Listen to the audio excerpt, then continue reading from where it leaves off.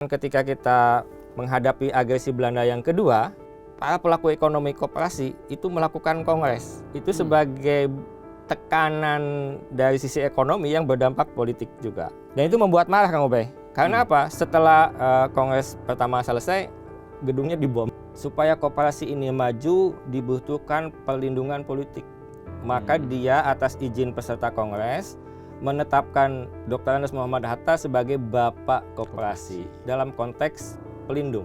Kami ingin tahu pendapat Kang Aib terkait pernyataan Pak Menteri Kebudayaan bahwa seharusnya Pak Margono yang menjadi Bapak Koperasi dan Bung Hatta itu sebagai Bapak Perekonomian Rakyat.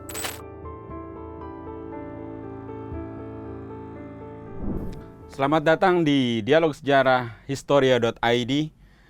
Pada Dialog Sejarah kali ini kita akan membicarakan satu babak penting dalam perjalanan bangsa Indonesia yang sering luput dalam pembicaraan kita, yaitu terkait koperasi di Indonesia.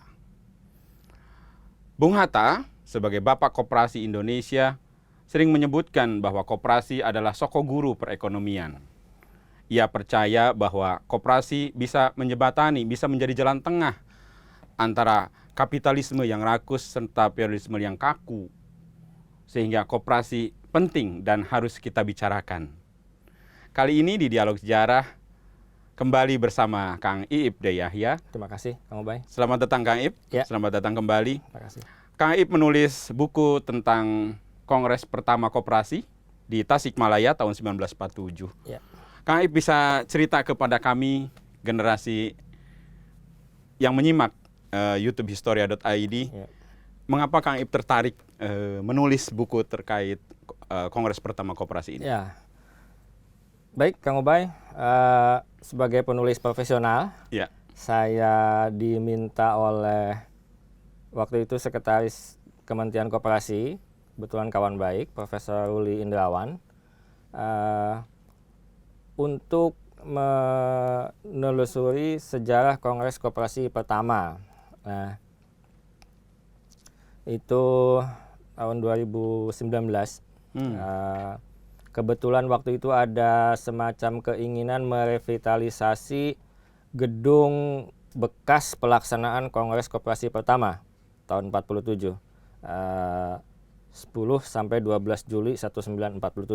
Jadi gedungnya masih ada? Masih ada sampai sekarang. Di Tasikmalaya. Sekarang masuk ke kota Tasikmalaya. Ya.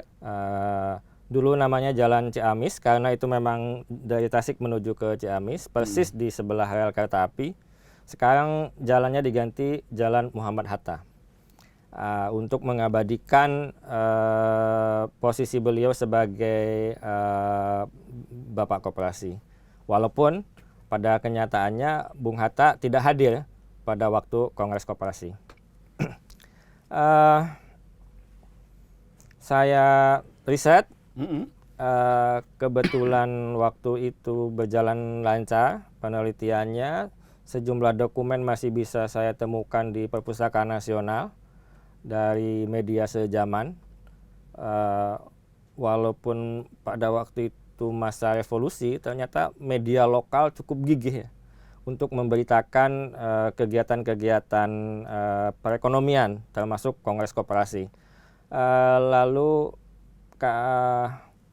saya juga dalam buku ini menggabungkan peristiwa Kongres Koperasi yang kedua yang dilaksanakan tahun 1953 sebagai kelanjutan dari Kongres Koperasi yang pertama.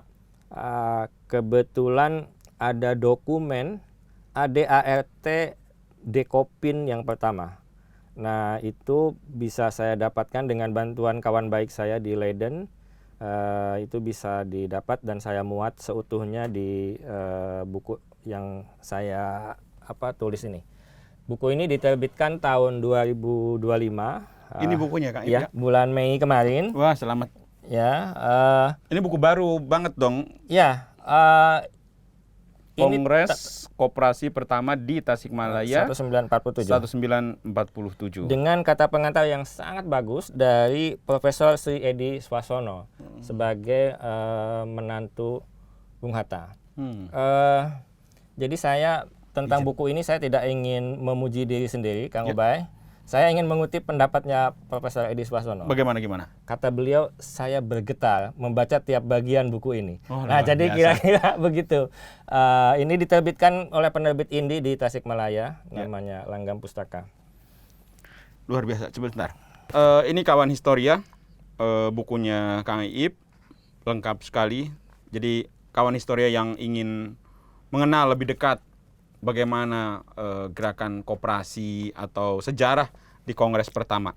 Nah, ini yang menarik di Kongres pertama itu apa? Begini, Kang Ubay.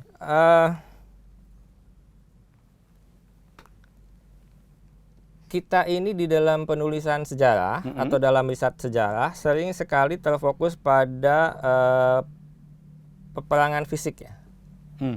Nah, sejarawan seperti Bambang Purwanto mulai mengingatkan zaman kerajaan Majapahit atau Sriwijaya itu tidak hanya pergantian Raja A diganti Raja B. Kenapa tidak pernah dimulai kegiatan ekonominya? Karena zaman Sriwijaya sudah ada pasar, zaman Majapahit juga ada pasar.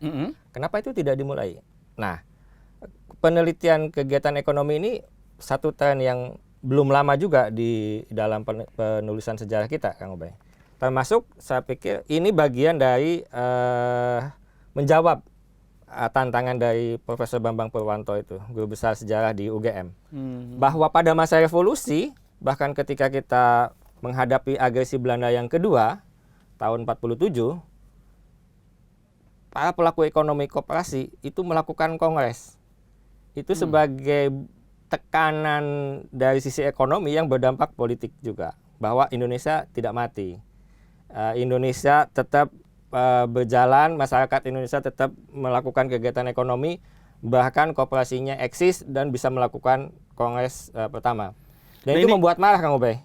Marahin pemerintah Hindia Belanda? Iya, karena apa? Setelah kongres pertama selesai, gedungnya dibom. Ya, itu menunjukkan bahwa mereka kesal ya, kesal. Dan alhamdulillah ada satu foto dari IPOS yang mengabadikan gedung. Ini tulisannya Gedung PKKT Tasikmalaya. PKKT itu Pusat Koperasi Kabupaten Tasikmalaya. Ini waktu kongres dilaksanakan masih ada Tulisannya. Iya. Gedung Sekarang PKKT. udah hilang karena kena bom. Kena bom tadi. Itu menunjukkan bahwa kegiatan ekonomi pun bisa memberikan tekanan politis dan militer kepada pihak lawan begitu. Nah, jadi ini bagian dari kita mengangkat aktivitas ekonomi di tengah-tengah revolusi yang sedang berkecamuk. Nah, kita tentu tidak bisa melepaskan sosok Niti Sumantri. Sebentar Kak Iip. Jadi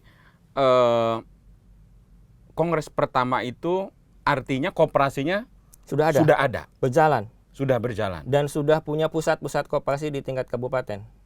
Nah, kalau balik sedikit, misalnya mundur sedikit, baik. Seperti apa koperasi di awal? Baik, ya. Begini, jadi sebelum nanti kita masuk lagi ke pelaksanaan kongres koperasi betul. Ya. Baik.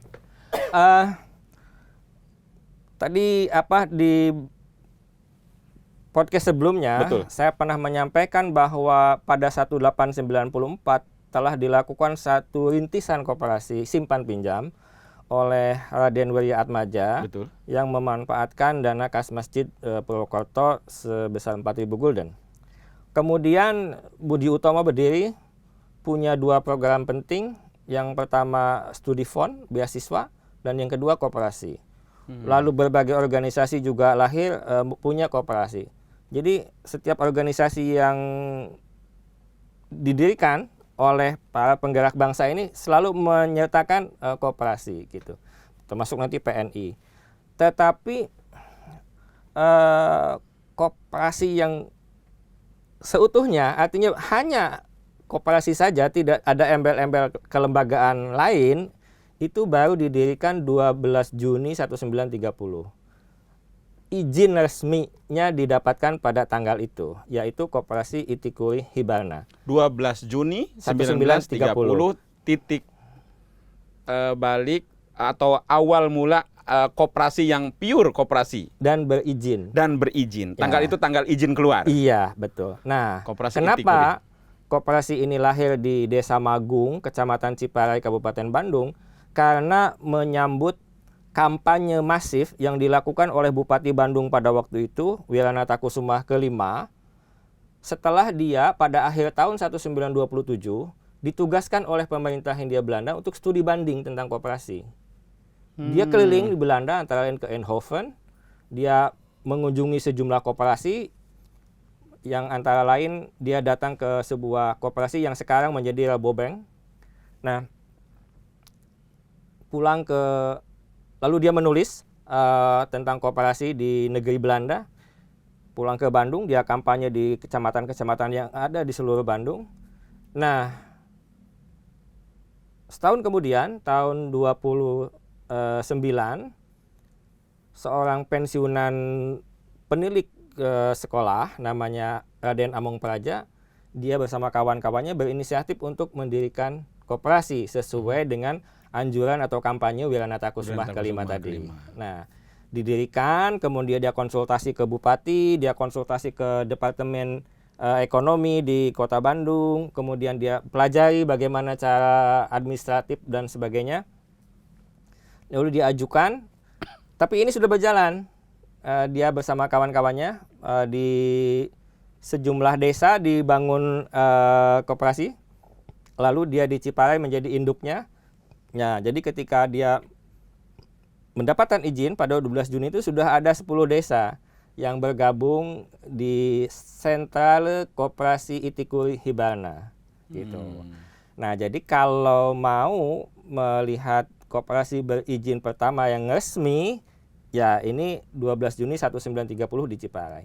Ini pula yang menjadi acuan Pak Margono Djoyo Hadikusumo ketika menulis 10 tahun koperasi.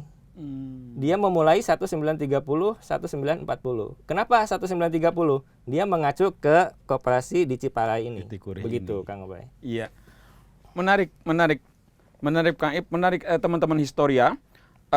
Kang Ip memulai tadi dengan bukunya, kemudian sedikit ke belakang terkait sejarah koperasi. Kita akan juga terus dialog dengan Kang Ip. Namun sebelum itu, kawan-kawan yang mau membaca tulisan-tulisan tentang koperasi bisa masuk di historia.id di tulisan premium, dan silakan berlangganan tulisan-tulisan tentang koperasi yang dengan berbagai fenomena dan peristiwanya, juga apa saja yang ada dalam koperasi di Indonesia bisa dibaca di Historia Premium.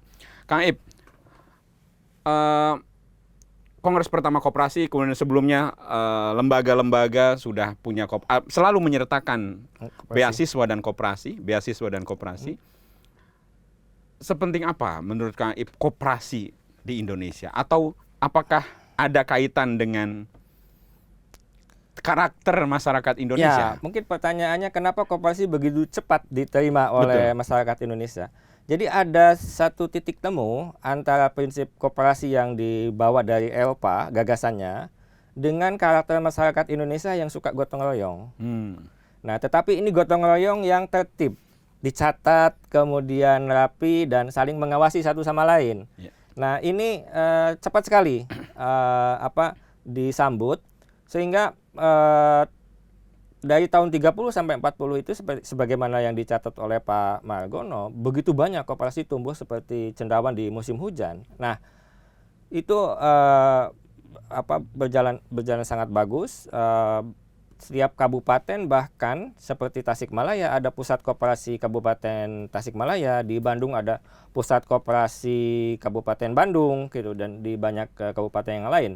Nah, setelah Indonesia merdeka pada pertengahan 1946, Niti Sumantri sebagai salah satu aktivis koperasi sejak tahun 30-an, dia menginisiasi untuk membentuk Pusat Koperasi Priangan.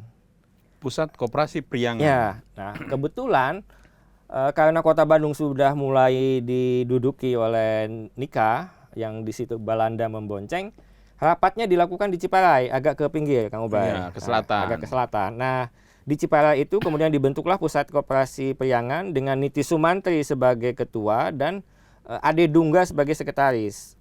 Lalu ada pengawas dan sebagaimana koperasi lah, ada pengawasnya dan ada lain-lain perangkat lainnya. Ade Dungga ini tokoh yang masih harus saya teliti lebih jauh, Kang Ubay, karena ini orang Gorontalo, tetapi dia ada di Bandung. Betul. Saya masih mencari dan sampai sekarang masih belum menemukan. Mudah-mudahan ada keluarga Dungga dari Gorontalo yang mengetahui tentang Ade Dungga ini. Ini tokoh sangat penting di dalam koperasi setelah Indonesia merdeka. Nah, tugas PKK Pusat Koperasi Priangan yang pertama adalah menyelenggarakan Kongres Koperasi pertama. Kemudian dipilihlah 4 orang, Niti Sumantri sebagai ketua, Ade Dungga sebagai sekretaris, lalu Kartawisastra sebagai ketua Pusat Koperasi Tasikmalaya sebagai bendahara, dan Juningsih sebagai pembantu umum atau sebagai komisaris. Kenapa Kartawisastra dilibatkan? Karena Kongres Koperasi tidak mungkin dilaksanakan di Ciparai, dan Tasik yang kondisinya sebagai daerah penyangga, para pengungsi dari Bandung itu ke Tasik, ke Gunung Sawal. Nah, itu masih memungkinkan untuk pelaksanaan Kongres Koperasi. Maka Ketua Pusat Koperasi Tasikmalaya, yaitu Pak Kartawisastra, ditetapkan sebagai bendahara karena dia akan jadi tuan rumah. Maka saya memperkenalkan 4 serangkai ini, Kang Ubay. Yap.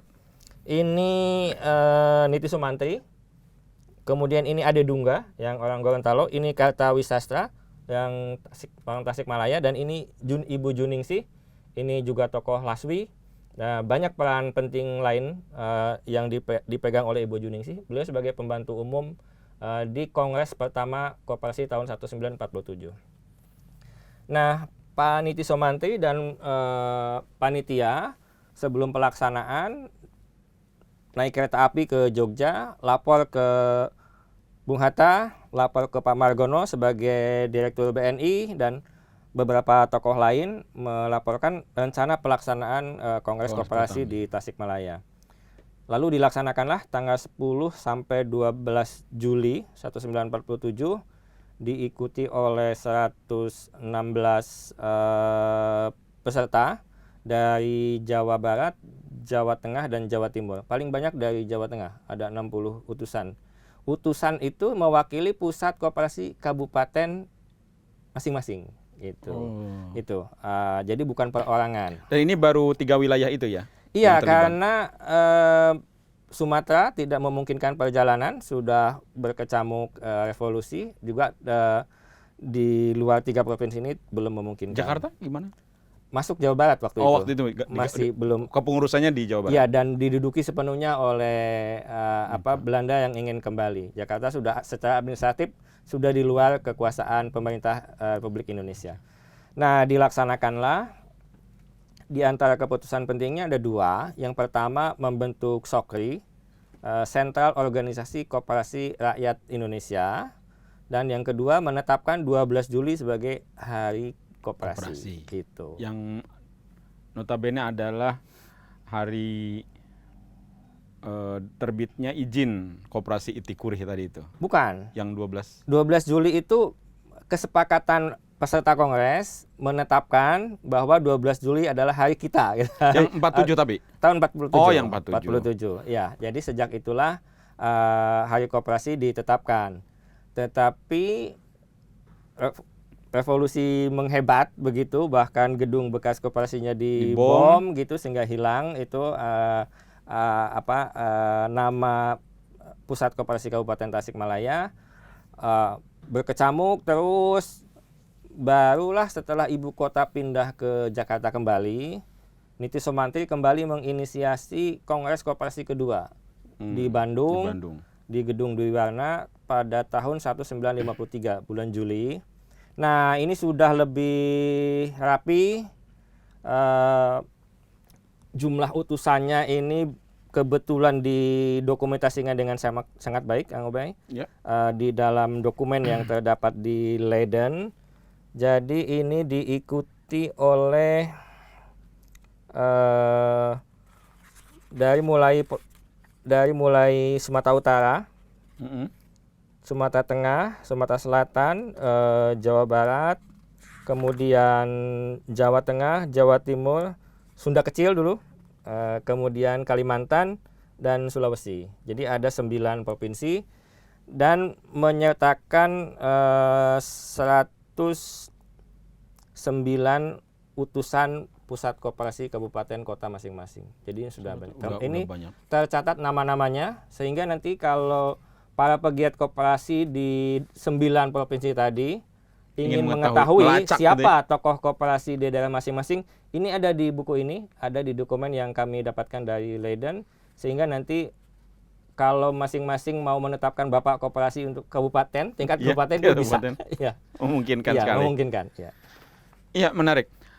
Kawan Historia, Kang Ip banyak mendapatkan bahan untuk bukunya Kongres Pertama Koperasi. Saya tertarik tadi tentang dengan Sokri. Ya. Akhirnya seperti apa? Nah, tahun 53 Sokri kemudian bermetamorfosis menjadi Dekopin. Dewan Koperasi Indonesia. Dan sampai hari ini atau gimana? Sampai hari ini ada. Namanya nama Dekopin. Ya, tetap. Itu sebagai satu-satunya wadah bagi para pelaku koperasi. Nah, ketua pertama adalah Niti Somantri dan sekjen pertama adalah Ade Dungga. Jadi ini duet tak terpisahkan. Makanya ini tugas saya atau kawan-kawan yang ingin meneliti, kawan-kawan sejarawan muda Gorontalo silahkan. Sekomentar tuh. Bisa ditulis untuk Historia siapa Ade Dungga ini. Ya, kawan Historia, lagi-lagi koperasi bagaimanapun adanya. Hari ini juga sedang ramai nih Kang Ip. Betul. Tentang koperasi Merah Putih atau KDMP, koperasi desa ya. Desa Merah Putih. Merah Putih. Nah, dalam pandangan Kang Ip melihat Kongres Koperasi pertama, kedua, kemudian sejarah koperasi dan jauh sebelum itu di podcast sebelumnya kita ngobrol terkait dengan ekonomi kerakyatan. Apa yang dilakukan hari ini itu cocokkah atau pandangan Kang Ip? Ya, kita bisa melihatnya dari dua sisi, Kang Ubay. Dalam sejarahnya, koperasi itu kalau kata orang Sundanya diapilainkeun, atau disingkirkan atau dianaktirikan, dicuekin. Ya, dianaktirikan. Nah, makanya pada tahun 53 Niti Somantri melakukan satu langkah taktis. Apa tuh, gimana? Supaya koperasi ini maju dibutuhkan perlindungan politik. Maka dia atas izin peserta kongres menetapkan Dr. Andes Muhammad Hatta sebagai Bapak Koperasi dalam konteks pelindung. Itu. Karena sebagai wakil presiden yang punya pemikiran ekonomi kerakyatan pasti beliau akan mendukung. Nah, tetapi sejarah berkata lain, setelah itu hubungan Bung Hatta dan Bung Karno memanas ya, bahkan Dwi Tunggal menjadi Dwi Tanggal itu sebagaimana kita tahu. Jadi koperasi kembali kehilangan pelindungnya lah gitu. Nah, nasib koperasi itu selalu seperti itu, Kang Ubay. Terkait dengan KDMP yang tadi Kang Ubay sampaikan, dari sisi pemerintah memberikan perhatian, tentu kita puji ya, kita apresiasi. Itu yang dibutuhkan koperasi selama ini, support penuh dari pemerintah. Nah, ini supportnya full gitu. Tetapi dari proses pendiriannya, koperasi itu selalu berdasarkan kebutuhan anggota, bukan doping gitu, bukan top dari down, atas, betul. ya, tapi bottom up. Nah, ini nanti akan kita lihat apakah ini akan mengulang kesalahan atau ini mukjizat begitu, siapa tahu kan. Ini bisa menjadi kejutan gitu. Tetapi saya agak cemas karena para pelaku koperasi yang selama ini ada di Dekopin, kemudian kita punya satu-satunya universitas koperasi yaitu IKOPIN di Jatinangor. Kemudian dari respon para aktivis koperasi, mereka merasa tidak dilibatkan dalam pembentukan KDMP ini, sehingga misalnya Mas Suroto membuat satu catatan protes ya yang sangat keras atas pendirian KDMP ini, dan juga para pelaku koperasi, misalnya Pak Nurdin Halid sebagai mantan ketua Dekopin juga mempertanyakan proses pendirian koperasi yang ada manualnya yang bisa dilihat, tapi kok ini dilangkahi gitu. Tidak ada. Nah, jadi ada dua sisi Kang Ubay. Dari sisi perhatian pemerintahnya oke, tapi dari sisi operasional di lapangannya ini sangat-sangat patut dipertanyakan karena ini sangat top down. Saya jadi teringat tadi di pembicaraan bagaimana misalnya Wiranata Kusuma melakukan sosialisasi kampanye tapi tidak memerintah. Kemudian muncul inisiatif dari Among Praja. Dari Among Praja, justru yang seperti itu mungkin yang seharusnya. Betul. Jadi yang siap, itulah yang kemudian disupport gitu. Ya, tapi sudahlah, ini sudah berjalan, kita apresiasi keinginan baiknya, tapi kita usul supaya ada mitigasi, Kang Ubay. Kalau koperasi ini berjalan sehat, dan kalau koperasi desa ini berjalan sakit, kan dipaksakan nih. Betul. Sakit. Nah, saya berharap ini pemerintah terbuka mau melibatkan pihak-pihak yang punya kemampuan untuk itu. Saya usulkan seperti Universitas Koperasi ya, IKOPIN, itu bisa menjadi laboratorium bagi KDMP. Karena begini, kita membutuhkan laboratorium ini, Kang Ubay, tidak hanya untuk koperasi yang sakit, tapi juga koperasi yang sehat. Koperasi itu bisa jatuh karena dia sakit, juga karena dia terlalu sehat, Kang Ubay. Tidak ada monitoring, tidak ada evaluasi. Bukan. Atau seperti apa bentuk sakit yang sehat menjadi sakit? Salah investasi. Oh. Jadi kan koperasi sehat, betul. Dana terkumpul baik, lalu mereka banyak sekali karena pengetahuan yang sangat terbatas, salah investasi.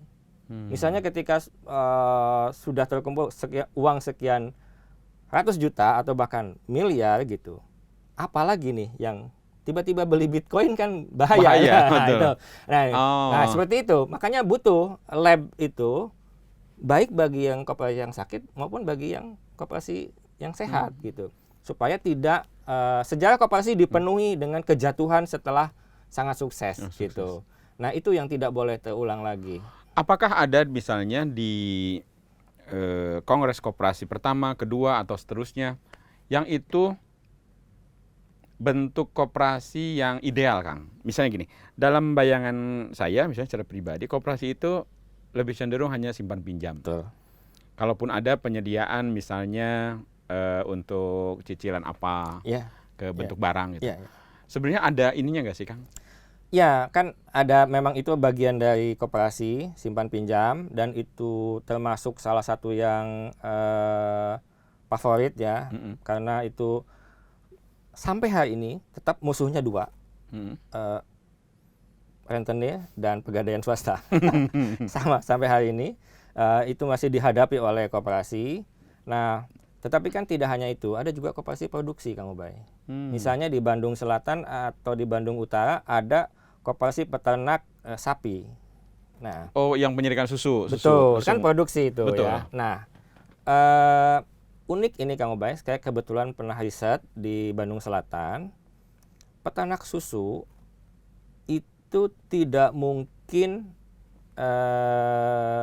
berdiri sendiri. Kang Ubay misalnya punya sapi, perah tuh 10 ekor, nggak mungkin Kang Ubay bisa bertahan. Karena Kang Ubay harus bisa menyimpan susunya dalam cooling. Betul. Sementara cooling itu mahal sekali, bisa sampai 4M ya, satu cooling itu. Jadi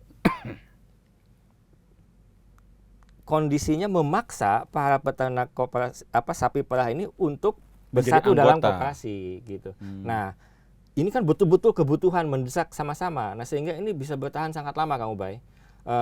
Mereka mengalami dua fase dari mulai tahun 49, kemudian pertengahan tahun 50-an goyah, kemudian berdiri lagi tahun 69. Itu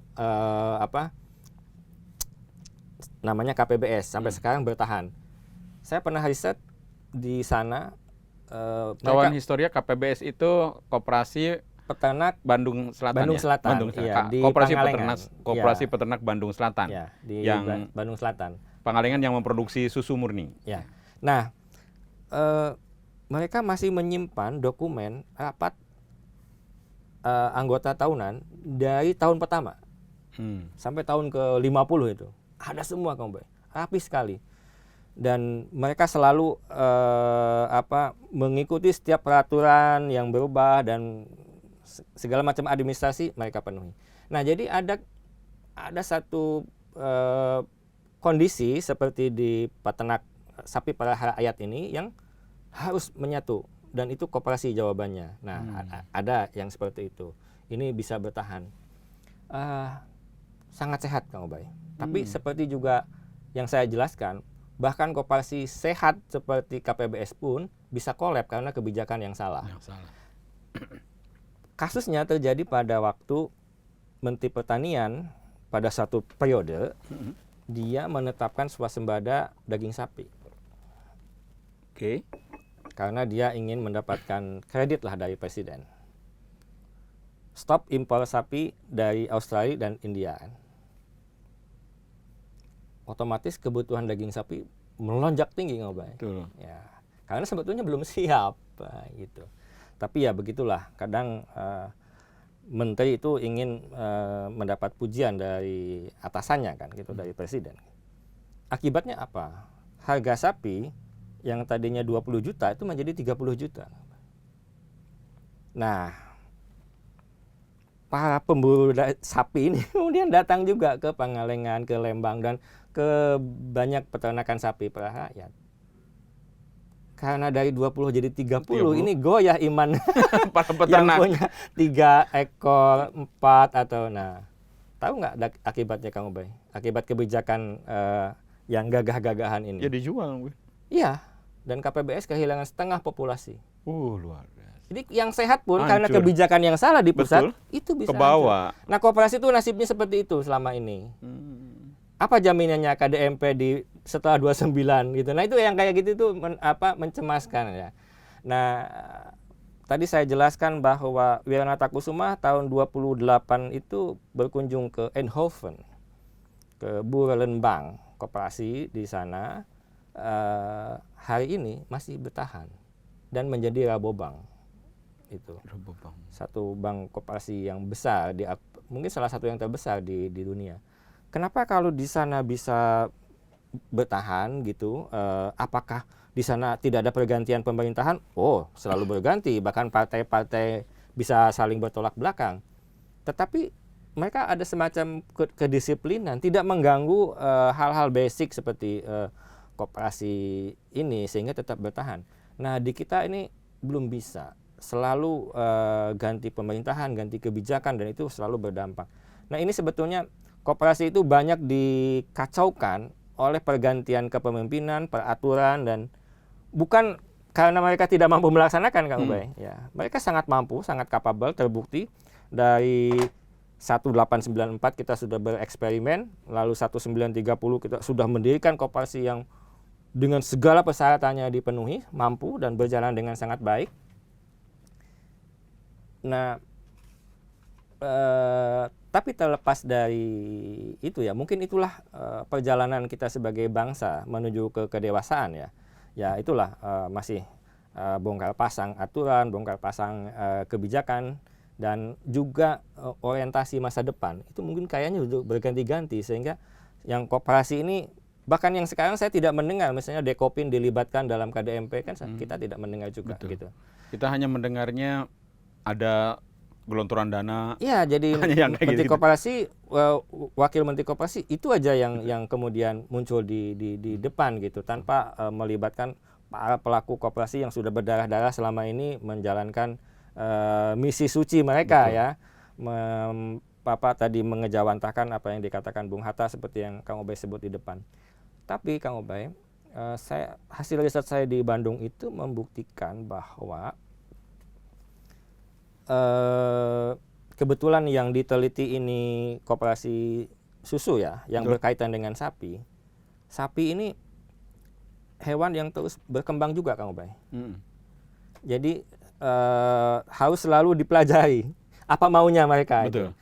Makanya salah satu, bukan mata kuliah ya, dulu sebelum COVID itu para peternak di Pangalengan maupun di Lembang itu tiap tahun mereka dapat kesempatan untuk studi banding selama 2 minggu di Belanda.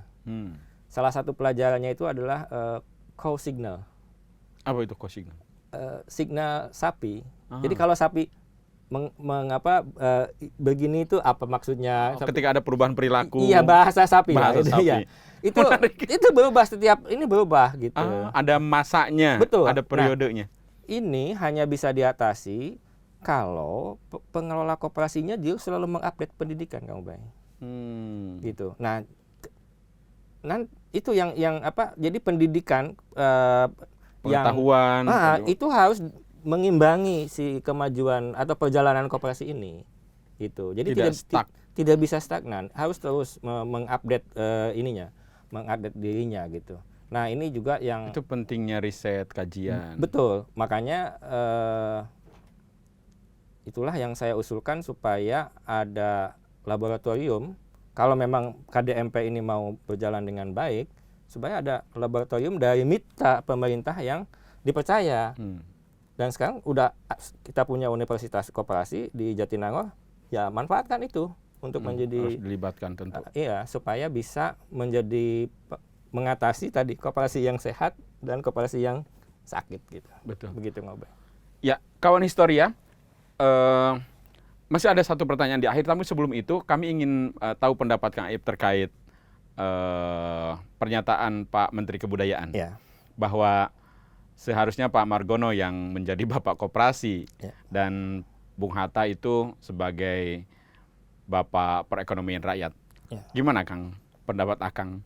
Ya kalau diambil tua-tuaan begitu, siapa yang lebih awal mengkampanyekan koperasi ya lebih tepat Wiranata Kusuma kelima dong. Harusnya gitu ya? Iya, karena dia yang ditugaskan oleh pemerintah Hindia Belanda studi banding, lalu dia bawa ilmunya itu ke Jawa Barat, dia kampanyekan di wilayah Kabupaten Bandung, lalu berdirilah koperasi pertama di Kabupaten Bandung, dan yang lain-lain mengikuti dengan studi banding ke Ciparai ini, gitu. Dan itu dicatat oleh Pak Margono di halaman awal, di halaman depan itu koperasi Itikuri Hibarna itu. Ya, tapi kan ini selera ya. Iya. Pak Margono itu tidak kurang kebesarannya tanpa menjadi Bapak Koperasi. Betul. Kalau sebagai Bapak Perbankan dia jauh lebih tepat gitu ya. Bahkan mungkin ini masih jarang diketahui Kang Ubay. Pak Margono itu menjadi salah satu wakil Otto Iskandar Dinata di BPP, Badan Pembantu Prajurit. Ini nanti yang melahirkan BKR, Badan Keamanan Rakyat, sebagai cikal bakal TNI. Nah, ini kita bahas di bab lain. Terima kasih Kang Ib, spill-spillnya. Nah, saya masih ini Kang Ib. Kongres pertama koperasi di Tasikmalaya, Itikuri adanya di Bandung. Apakah ada terkait karakter masyarakat kita? Maksudnya terlepas dari riset dan sekarang Kang Ib tinggal di Bandung ya, mungkin ada kawan Historia yang dari Surabaya, kawan Historia yang dari Makassar. Kami gimana masa itu gitu? Loh, justru di kongres pertama itu selain tadi hadir juga mereka. Iya, peserta yang terbanyak Jawa Tengah. Jawa Tengah justru. Iya, karena kalau melihat rintisan koperasi awal kan di Banyumas. Betul, yang tadi BPP. Jadi sebetulnya merata. Sejauh sifat gotong royong itu menjadi bagian dari karakter masyarakat, pasti koperasi diterima Kang Ubay. Nah, ini sekarang yang sedang jadi pembicaraan menarik sebagai kajian itu justru koperasi di Kalimantan. Ada beberapa koperasi simpan pinjam, credit union modelnya di Kalimantan dan sangat maju. Dan ada satu di Kalimantan tuh bahkan sudah bisa mendirikan perguruan tinggi gitu. Luar biasa. Dan tesis saya tadi benar, koperasi ini berkembang karena para pendiri koperasi ini menyekolahkan anak-anaknya kuliah, ada yang di ITB, ada yang di banyak kampus yang lain, lalu kembali kemudian ikut mengelola ini, sehingga secara manajemen terus menerus diperbaiki, dan penggunaan teknologi informasi itu juga digunakan di koperasi-koperasi ini, sehingga kalau dilihat secara parsial sebetulnya banyak koperasi yang sukses yang bisa dijadikan sebagai contoh gitu ya.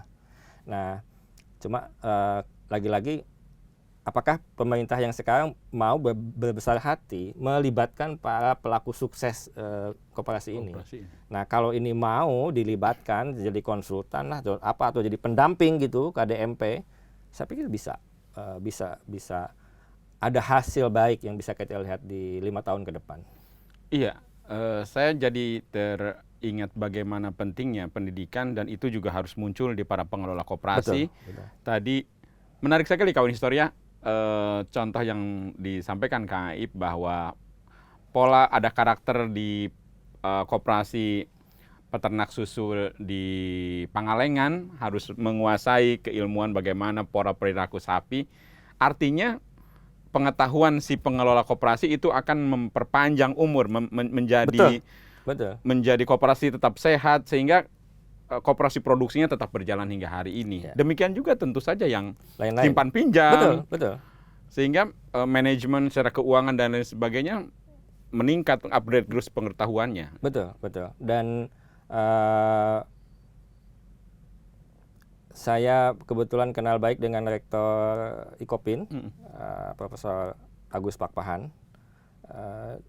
Dia mempelajari koperasi simpan pinjam yang di Kalimantan itu, dan dia mengambil satu tesis. Jika ini dilakukan di kampus saya bisa menurunkan UKT setengahnya. Luar biasa. Asal koperasi itu berjalan di IKOPIN itu. Nah, itu bisa sangat membantu pendidikan gitu. Dia tidak sampai mengatakan gratis, tapi minimal bisa turun uang kuliah itu setengahnya. Nah, ini kan kalau bisa dilakukan di kampus-kampus lain, tentu ini sangat membantu percepatan ini ya pendidikan anak-anak kita. Tentu. Nah, pertanyaan terakhir Kang Ib, sebenarnya seperti apa sih relevansi kita sebagai yang hari ini kita bisa melihat koperasi dengan berbagai tadi kalau tidak disebutkan dianaktirikan gitu ya. Mudah-mudahan kita harapan ke depan lebih baik lagi. Tapi apa kita relevansi misalnya di Kongres pertama, Kongres kedua, kemudian tadi contoh Wiranata Kusuma, Itikuri, kemudian sampai hari ini kita mendengar ada koperasi Desa Merah Putih yang kepengurusannya diambil dari desa tek dan belum tentu menguasai koperasi misalnya. Seperti apa? Harus seperti apa kita? Bahwa pilihan kita pada koperasi itu sudah tepat. Bung Hatta memperkuat itu. Tinggal sebetulnya yang diperlukan tidak hanya pemerintah, tapi juga kita masyarakat secara luas itu konsisten. Memang menginginkan koperasi ini untuk tumbuh dan berkembang.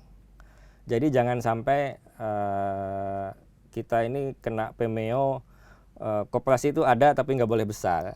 Itu kan diyakini sekian puluh tahun oleh para pelaku koperasi kita. Jadi mari kita konsisten. Kalau memang kita ingin koperasi ini berkembang, berilah ruang untuk berkembang. Jangan halangi dengan aturan-aturan yang justru membelenggu pelaksanaan koperasi. Karena kan koperasi ini inisiatif. Begitu itu tumbuh, biasa saja gitu tumbuh. Banyak inisiatif seperti dari Mas Firdaus Putra dan kawan-kawan yang menggagas koperasi multi pihak, itu juga sangat menarik ya kan. Dan itu ketika ruangnya dibuka, tidak ada aturan yang menyulitkan dan membelenggu, saya yakin akan berkembang. Anak-anak sekarang bisa dilatih untuk itu. Contoh yang sangat bagus, dan karena ini ada di Jakarta dan di Kemang itu ya, koperasi rumah itu ya, yang kemudian dikelola bersama dalam bentuk koperasi, sehingga anak muda bisa punya rumah di Kemang gitu. Itu juga sangat menarik ya. Nah, jika inisiatif yang seperti itu tuh bisa dibiarkan berjalan ya, bahkan tidak perlu didukung, biarkan saja berjalan sendiri dan tidak dihalangi, tentu saja saya yakin akan berkembang banyak inisiatif, mungkin nanti di bidang penerbitan, di bidang produksi film dan macam-macam, sehingga koperasi ini bisa membesar dan membantu perekonomian masyarakat kita, yang itu sudah terbukti sejak tahun 30 sudah bisa berjalan. Tahun 47 bahkan bisa menjadi salah satu tekanan politik dan militer kepada Belanda, dan tahun 53 dalam Kongres kedua bahkan sudah menetapkan Bapak Koperasi sebagai pelindung koperasi. Mudah-mudahan inisiatif ini terus tumbuh, dan harapan kita pemerintah membuka ruang, dan khusus untuk KDMP saya punya harapan pemerintah melalui Kementerian Koperasi terbuka untuk pihak-pihak yang sudah berpengalaman di bidang koperasi, mau menerima kritik, mau menerima masukan, dan sekali lagi kalau saya sendiri menyarankan tadi dibuat satu lab untuk supaya bisa mengawal perjalanan koperasi Desa Merah Putih ini. Begitu Kang Ubay. Baik, terima kasih Kang Ip. Kawan Historia, banyak sudah informasi, inspirasi, kemudian juga pengetahuan kita terkait koperasi. Bagaimana Kongres Koperasi pertama tahun 47 di Tasikmalaya, dan juga serangkaian koperasi sampai pada penetapan Bapak Koperasi. Juga hari ini kita mendengar adanya Koperasi Desa Merah Putih. Sebagai penutup, kawan Historia yang sekali lagi yang mau membaca tulisan-tulisan terkait koperasi bisa berlangganan di Historia Premium. Silahkan masuk di websitenya historia.id. Terima kasih Kang Ip. Sama-sama Kang Ubay. Sukses selalu untuk bukunya. Amin. Koperasi, Kongres Koperasi pertama di Indonesia. Kawan Historia sekali lagi yang mau membaca atau mau mengetahui terkait dengan sejarah bagaimana Kongres Koperasi pertama, juga hasil-hasil kongresnya, tentu saja bisa dicari bukunya di Langgam Pustaka Tasikmalaya. Silahkan untuk dibeli dan dibaca. Sampai jumpa di dialog sejarah di historia.id berikutnya. Sampai jumpa. Assalamualaikum warahmatullahi wabarakatuh. Waalaikumsalam.